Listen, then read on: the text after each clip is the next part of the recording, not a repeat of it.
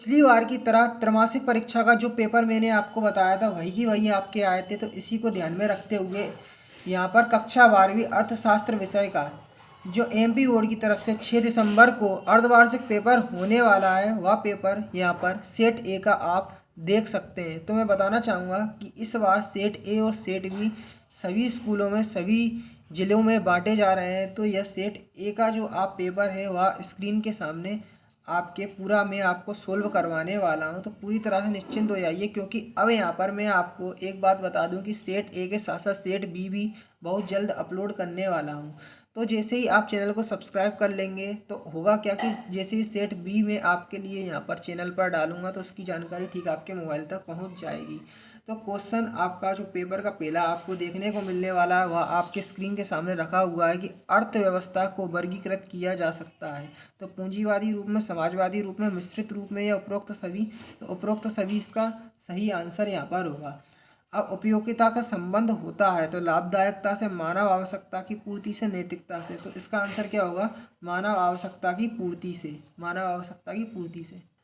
अब आगे आप देख सकते हैं उत्पादन के साधन हैं। तो उत्पादन के साधन क्या है? भूमि, श्रम, पूंजी, उपरोक्त सभी। तो उपरोक्त सभी इसका आंसर यहाँ पर हो जाएगा। पूर्ति निम्नलिखित में से किससे जुड़ी होती है? तो समय अवधि से, कीमत से, आ व दोनों, इनमें से कोई नहीं। तो यहाँ पर इसका आंसर जो चौथा वाले का होगा मैं आपको बता दूँ, आ व दोनों हो जाएगा। ठीक है, समय अवधि से, कीमत से, दोनों से। ठीक है। अब अगला प्रश्न आप देख सकते हैं, किसी वस्तु का मूल्य निर्धारित होता है तो मांग द्वारा, पूर्ति द्वारा, मांग एवं पूर्ति द्वारा, दोनों के द्वारा, सरकार द्वारा। तो इसका आंसर क्या होगा? मांग एवं पूर्ति द्वारा। ठीक है, मांग एवं पूर्ति द्वारा। अब अगला प्रश्न आपकी स्क्रीन के सामने देख सकते हैं, किसी वस्तु की मानवीय आवश्यकता की पूर्ति की क्षमता को कहते हैं उत्पादकता, उपयोगिता, लाभदायकता या इनमें से कोई नहीं। तो मैं बता दूं इसका आंसर होगा उपरोक्त में से कोई नहीं। यहाँ पर इसका आंसर हो जाएगा। वीडियो के साथ बने रहें, क्योंकि पीडीएफ फाइल भी मैं आपको इसकी सॉल्यूशन के साथ डाउनलोड करने का तरीका बताऊंगा। तो अब आगे चल के रिक्त स्थान की जो सवाल है, अपने क्वेश्चन है, वहाँ मैं आपको इसके सॉल्यूशन बताता हूँ। तो व्यष्टि एवं समष्टि अर्थशास्त्र एक दूसरे के पूरक, स्थापन, विपरीत कैसे होते हैं? तो आपको यह बताना है। तो मैं बता दूँ ये कैसे होते हैं। तो यहाँ पर पूरक होते हैं, मतलब एक दूसरे के समान होते हैं। व्यष्टि और समष्टि अर्थशास्त्र एक दूसरे के पूरक होते हैं। ठीक है। अब कुल उपयोगिता खालिस्तान उपयोगिता का योग होती है। तो सीमांत औसत 10। तो इसका आंसर होगा सीमांत।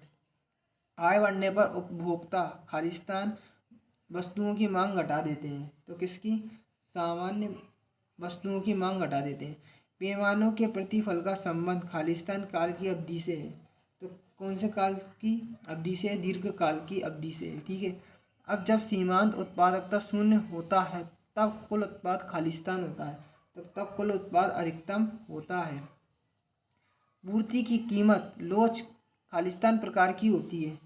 तो 5 प्रकार की होती है। कितनी प्रकार की? 5 प्रकार की। मजदूरी तथा श्रम की पूंजी के बीच खालिस्तान संबंध होता है। तो धनात्मक, ऋणात्मक, अप्रत्यक्ष। तो इसका आंसर क्या होगा? अप्रत्यक्ष अपना हो जाएगा, अप्रत्यक्ष हो जाएगा। अब आगे चल के आपको सही जोड़ियाँ देखने को मिलेगी। तो मैं मैचिंग का क्रम बता दूं। व्यष्टि अर्थशास्त्र, तो इसकी मिलेगी मैचिंग छोटी छोटी कहानियों का अध्ययन। ठीक है, छोटी छोटी कहानियों का अध्ययन, इससे इसकी मैचिंग मिल जाएगी। स्थापन वस्तुएं, तो इसकी मैचिंग किससे मिलेगी? कार तथा पेट्रोल, कार तथा पेट्रोल, ये इसका आंसर हो जाएगा। औसत लागत का वक्र आकार, तो इसका आंसर क्या हो जाएगा? यू अक्षर जैसा। परिवर्तनशील लागत, तो अल्पकाल से संबंधित। ठीक है, अल्पकाल से संबंधित हो जाएगा। ये अपना पूर्ति का नियम, मांग एवं पूर्ति बराबर जी हो जाएगा। बाजार, तो बाजार की मैचिंग मिलेगी कीमत तथा पूर्ति से सीधा संतुलन, ये अपनी इसकी मैचिंग हो जाएगी। तो ये अपना सही क्रम आप देख सकते हैं। अब आपको आगे दिखा देता हूँ, सत्य सत्य बताना है। तो पूंजी वर्ग संघर्ष को जन्म देता है। तो पूंजीवाद वर्ग संघर्ष को जन्म देता है। तो ये कथन क्या हो जाएगा? सत्य अपना हो जाएगा। ठीक है। अब व्यष्टि और समष्टि अर्थशास्त्र एक दूसरे के विपरीत होते हैं। तो ये कथन गलत है, असत्य है, पूरक होते हैं। ठीक है। कीमत और मांग में हमेशा सीधा संबंध होता है। तो यह कथन क्या हो जाएगा? असत्य अपना हो जाएगा। कैसा हो जाएगा? असत्य। कुल उपयोगिता हमेशा बढ़ती है। तो यह कथन क्या हो जाएगा? असत्य। ठीक है, क्या हो जाएगा? असत्य। अब सामान्य मूल का संबंध अति अल्पकाल से होता है तो ये कथन क्या हो जाएगा, सत्य अपना हो जाएगा। ठीक है, मांग, श्रम की मांग श्रमिकों द्वारा की जाती है तो ये कथन क्या है, सत्य है अपना। ठीक है, तो सत्य असत्य असत्य सत्य असत्य सत्य सत्य, ये अपना इसके आंसर हो जाएगा सत्य सत्य के। अब एक शब्द या एक वाक्य वाले प्रश्नों के अपने आंसर यहाँ पर बताते हैं। आय सृजन करने वाली सभी क्रियाएं कहलाती हैं, तो कैसी क्रियाएं कहलाती हैं, आर्थिक क्रियाएं या अपनी कहलाती हैं। उदासीन वक्रों के समूह को क्या कहा जाता है, तो तटस्थ, तटस्थ वक्र कहलाया जाता है, तटस्थ वक्र। ठीक है, अब उत्पादन फलन कितने प्रकार का होता है, तो 2 प्रकार का होता है। ठीक है, बाजार में एक वस्तु के क्रय विक्रेताओं की संख्या किस प्रकार बाजार की विशेषता है, तो पूर्ण पूर्ण प्रतियोगिता, पूर्ण प्रतियोगिता, पूर्ण प्रतियोगिता इसका आंसर अपना हो जाएगा। ठीक है, पूर्ण प्रतियोगिता हो जाएगा। वस्तु की पूर्ति किसके द्वारा की जाती है, तो वस्तु की जो होती है पूर्ति वह किसके द्वारा की जाती है, तो उत्पादक,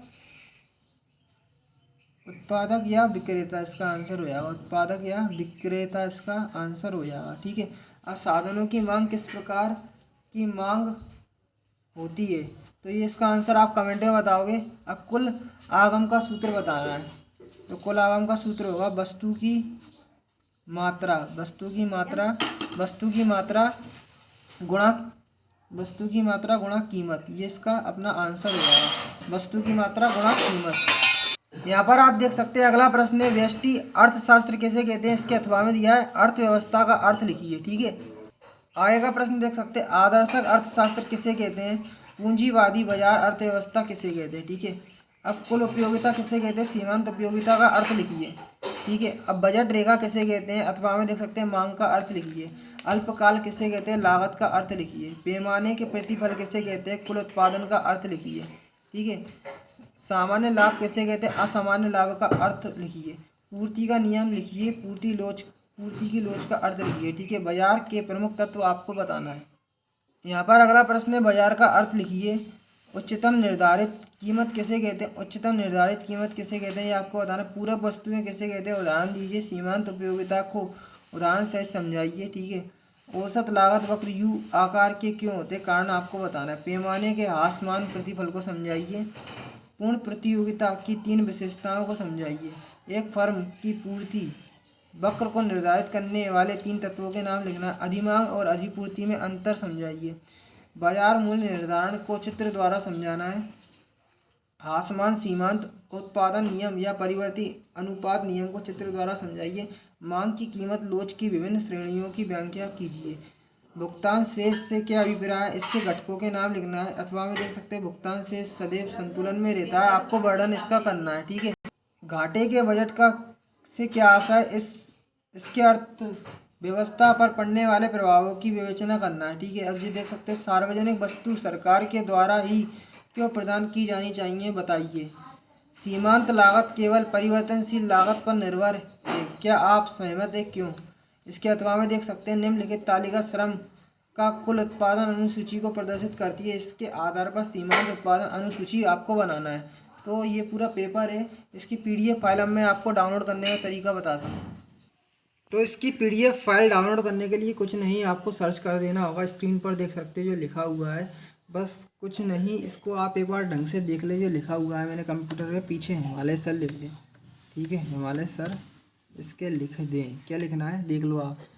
class 12th half yearly, class 12th economics, class 12th economics half yearly paper Himalaya sir लिख के सीधा सर्च कर दो। सर्च करके यहाँ पर स्टार्टिंग में दिख जाएगा MPO 12th economics half yearly exam paper 2021 दिखेगा। तो 21 दिखेगा, टेंशन ना लें, क्योंकि यहाँ पर जो अभी 24 में पेपर होने वाला है दिसंबर के महीने में, उसकी PDF यहाँ पर डाली है, तो टेंशन नहीं लेना है। ठीक, पूरी तरह से लोडिंग के बाद नीचे आ जाना है, नीचे आ जाना, नीचे आना है।